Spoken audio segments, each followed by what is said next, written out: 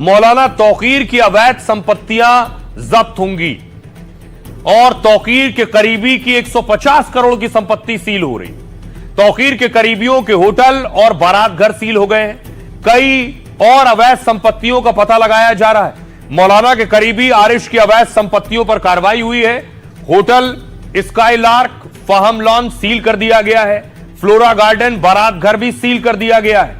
Hotel और बारात घर का निर्माण नक्शे के अनुसार नहीं था। तौकीर के करीबी नफीस की 40 अवैध दुकानें सील कर दी गई। इससे पहले तौकीर के आईएमसी दफ्तर को भी सील किया गया। तौकीर के साथ उसके कई सहयोगियों की जानकारी जुटाई जा रही है। इसमें नफीस, नदीम, अनीस के साथ मुनीर शामिल है। आईएमसी के कई नेता पर वक्फ संपत्तियों के कब्जे का आरोप है। सुनिए जरा, हमारे सहयोगी ग्राउंड जीरो पर पहुंचे, उनकी रिपोर्ट देखिए। डॉक्टर नफीस जो है वो शख्स हैं जो कि तौकीर रजा के पहले मीडिया प्रवक्ता हुआ करते थे और उसके बाद में उनका एक अभी वीडियो वायरल हुआ था 3-4 दिन पहले, जिसमें वो कह रहे थे कि अगर हाथ लगाया गया तो हाथ काट देंगे। तो इस तरीके से एक वीडियो वायरल हुआ। अभी डॉक्टर जो नफीस हैं वो फिलहाल गिरफ्तार हो चुके हैं, लेकिन ये जो दुकानें हैं ये डॉक्टर नफीस की दुकानें बताई जा रही हैं, ये संपत्तियां, और इनका जो किराया है वो भी डॉक्टर नफीस ही वसूलते हैं। लेकिन अब नगर निगम का कहना है कि ये इल्लीगल तरीके से दुकानों को बनाया गया था। अब जानकारी ये मिल रही है कि दरअसल बड़ी साजिश थी। बड़ी साजिश यानी हिंसा कराने की बड़ी साजिश थी, पहले से प्लानिंग की गई थी और प्लानिंग में पुलिस पर हमला भी शामिल था। अगली तस्वीर में आपको दिखाऊं, तौकीर की गिरफ्तारी हुई। तौकीर को गिरफ्तार करके जेल भेजा जा चुका है, लेकिन तौकीर पर कई एफआईआर भी दर्ज की गई है। आपको बताऊं, तौकीर पर जो एफआईआर हुई है उस एफआईआर में क्या लिखा हुआ है। तौकीर की एफआईआर कहती है कि बरेली बवाल पर तौकीर रजा आरोपी नंबर 1 है। मौलाना तौकीर पर दर्ज एफआईआर की कॉपी में कई बड़े खुलासे हैं। एफआईआर के मुताबिक तौकीर के निशाने पर पुलिस वाले थे।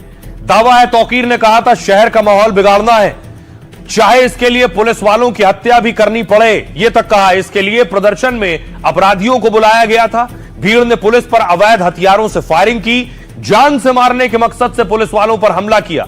पुलिस वालों के डंडे छीने हमला किया और बैज नोच दिए। वर्दी के बैज नोचे गए। कांच की बोतलों में बनाए पेट्रोल बम पुलिस वालों पर फेंके गए। ये सब एफआईआर में है।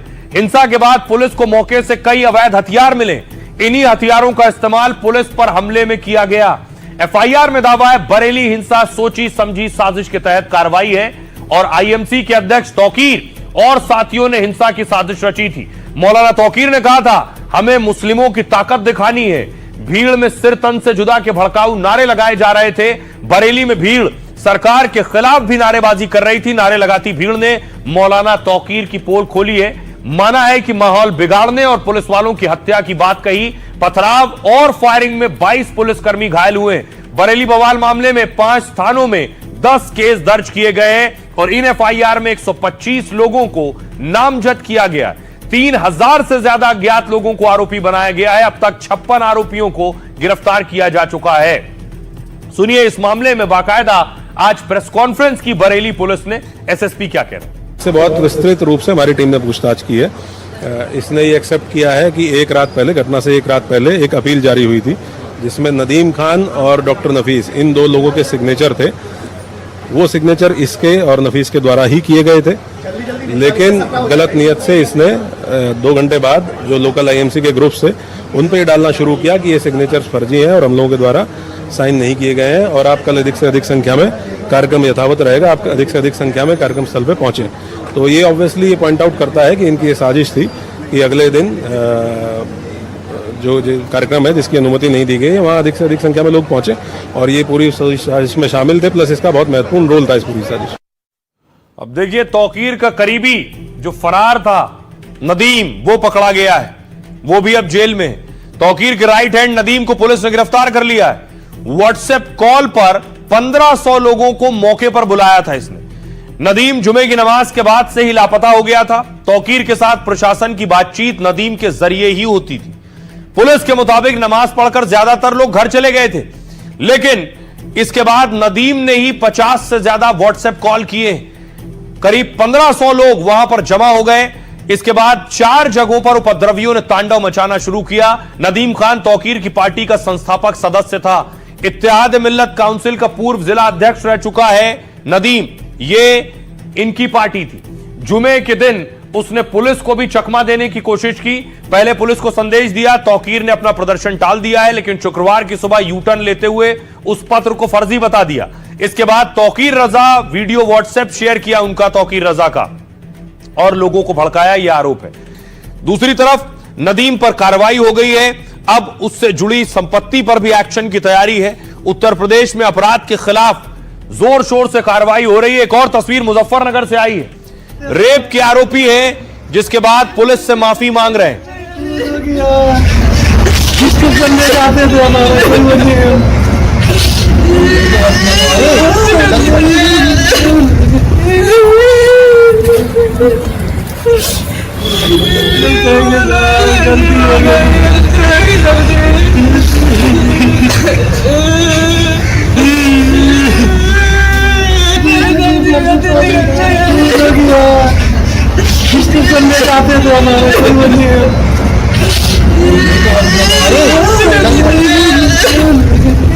अब आइए आपको महाराष्ट्र लिए चलता हूं। महाराष्ट्र से जो तस्वीर सामने आई है वो देखिए जरा। महाराष्ट्र में हुआ ये बवाल, इस बात को लेकर महाराष्ट्र में जमीन पर आई लव मोहम्मद लिख दिया गया। उसके बाद इस पर हंगामा शुरू हुआ। मुस्लिम संगठनों ने, मुस्लिम समुदाय के लोगों ने कहा यह गलत है, ये पैगंबर का अपमान है, और वो प्रदर्शन करने के लिए पहुंचे। तस्वीरें देख रहे हैं। तो पुलिस ने उसके बाद लाठीचार्ज किया है।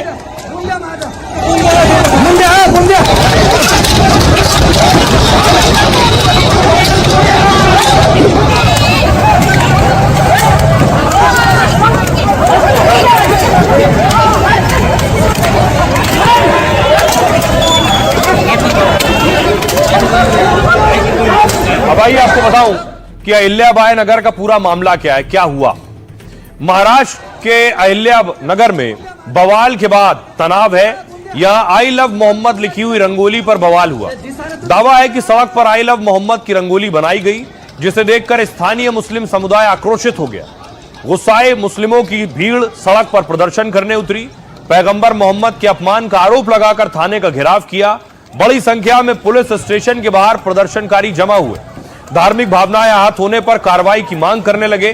पुलिस के वरिष्ठ अधिकारी प्रदर्शनकारियों से मिलने पहुंचे और अहिल्यानगर पुलिस ने मुस्लिमों से कहा, हम कार्रवाई कर रहे हैं, आई लव मोहम्मद की रंगोली बनाने वालों की पहचान कर रहे हैं। पुलिस ने कहा 2 लोगों पर एफआईआर की और 1 को पकड़ लिया।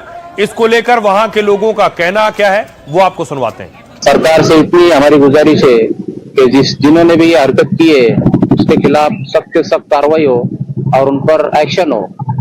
किसी भी धर्म के, किसी भी धर्म गुरु के खिलाफ इस तरह से काम नहीं होना चाहिए। अहमदनगर शहर के अंदर हमारे हुजूर पाक सल्लल्लाहु अलैहि वसल्लम की बेहुरमती करे गई नाम की, इसलिए हमने इस मोहल्ले के अंदर हमने खुद ने हमारे दुकानें निषेध के लिए बंद रखा।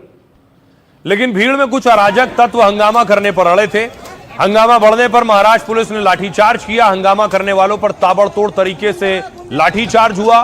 दौड़ा दौड़ा कर पीटा गया, जिसमें कई लोग सड़क पर गिर गए। पुलिस ने 30 से ज्यादा लोगों को हिरासत में लिया है। महाराष्ट्र के अहिल्यानगर का पुराना नाम अहमदनगर है। पिछले साल ही फडणवीस सरकार ने इसका नाम बदला था। इस पूरे मामले पर महाराष्ट्र में सियासत भी तेज हो गई है।